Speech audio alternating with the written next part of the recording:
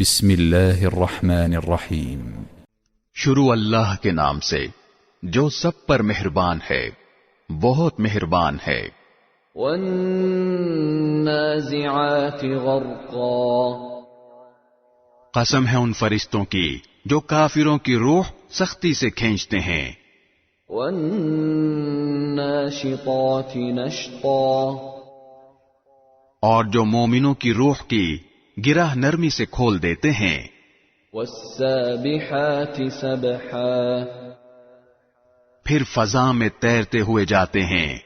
السابقات سبقا، پھر تیزی سے لپکتے ہیں۔ المدبرات امرا، پھر جو حکم ملتا ہے اس کو پورا کرنے کا انتظام کرتے ہیں۔ یوم ترجف الراجفہ، کہ جس دن بھونچال ہر چیز کو ہلا ڈالے گا۔ تتبعها الرادفہ، پھر اس کے بعد ایک اور جھٹکا آئے گا۔ قلوب یومئذ واجفہ، اس دن بہت سے دل لرز رہے ہوں گے۔ ابصارها خاشعہ، ان کی آنکھیں جھکی ہوئی ہوں گی۔ یقولون ائنا لمردودون فی الحافرہ، یہ کافر لوگ کہتے ہیں کہ کیا ہم پہلی والی حالت پر لوٹا دیے جائیں گے؟ اذا كنا عظاما نخرہ، کیا اس وقت جب ہم بوسیدہ ہڈیوں میں تبدیل ہو چکے ہوں گے؟ قالوا تلك اذا کرۃ خاسرہ، کہتے ہیں کہ اگر ایسا ہوا تو یہ بڑے گھاٹے کی واپسی ہوگی۔ فإنما هي زجرة واحدة، حقیقت تو یہ ہے کہ وہ بس ایک زور کی آواز ہوگی۔ فإذا هم بالساهرة، جس کے بعد وہ اچانک ایک کھلے میدان میں ہوں گے۔ هل أتاك حديث موسى، اے پیغمبر، کیا تمہیں موسیٰ کا واقعہ پہنچا ہے؟ إذ ناداه ربه بالواد المقدس طوى، جب ان کے پروردگار نے انہیں طویٰ کی مقدس وادی میں آواز دی تھی۔ اذهب إلى فرعون إنه طغى، کہ فرعون کے پاس چلے جاؤ، اس نے بہت سرکشی اختیار کر رکھی ہے۔ فقل هل لك إلى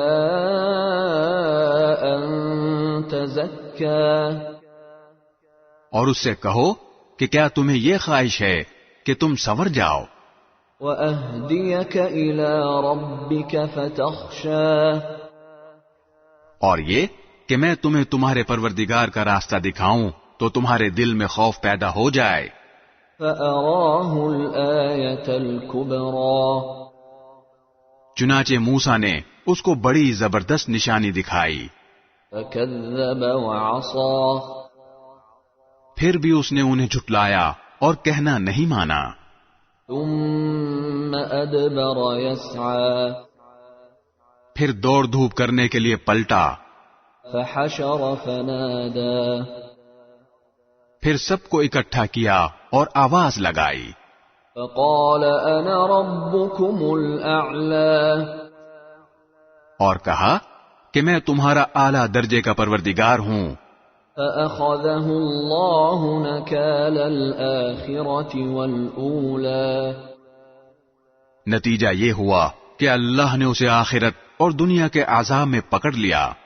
إن في ذلك لعبرة لمن يخشى، حقیقت یہ ہے کہ اس واقعے میں اس شخص کے لیے بڑی عبرت ہے جو اللہ کا خوف دل میں رکھتا ہو۔ أأنتم أشد خلقا أم السماء بناها، انسانوں، کیا تمہیں پیدا کرنا زیادہ مشکل ہے یا آسمان کو؟ اس کو اللہ نے بنایا ہے۔ رفع سمكها فسواها، उसकी बुलंदी उठाई है, फिर उसे ठीक किया है। وأغطش ليلها وأخرج ضحاها और उसकी रात को अंधेरी बनाया है और उसके दिन की धूप बाहर निकाल दी है। والأرض بعد ذلك دحاها और जमीन को उसके बाद बिछा दिया है। أخرج منها ماءها ومرعاها उसमें से उसका पानी और उसका चारा निकाला है। والجبال أرساها और पहाड़ों को गाड़ दिया है। متاعا لكم ولأنعامكم ताकि तुम्हें और तुम्हारे मवेशियों को फायदा पहुंचाए। فإذا جاءت الطامة الكبرى फिर जब वो सबसे बड़ा हंगामा बरपा होगा, يوم يتذكر الإنسان ما سعى जिस दिन इंसान अपना सारा किया धरा याद करेगा। وبرزت الجحيم لمن يرى और दोज़ख हर देखने वाले के सामने जाहिर कर दी जाएगी। فأما من طغى तो वो जिसने सरकशी की थी وآثر الحياة الدنيا और दुनिया की जिंदगी को तरजीह दी थी, فإن الجحيم هي المأوى तो दोज़ख ही उसका ठिकाना होगी। وأما من خاف مقام ربه ونهى النفس عن الهوى लेकिन वो जो अपने परवरदिगार के सामने खड़ा होने का खौफ रखता था और अपने नफ्स को बुरी ख्वाहिशात से रोकता था, فإن الجنة هي المأوى तो जन्नत ही उसका ठिकाना होगी।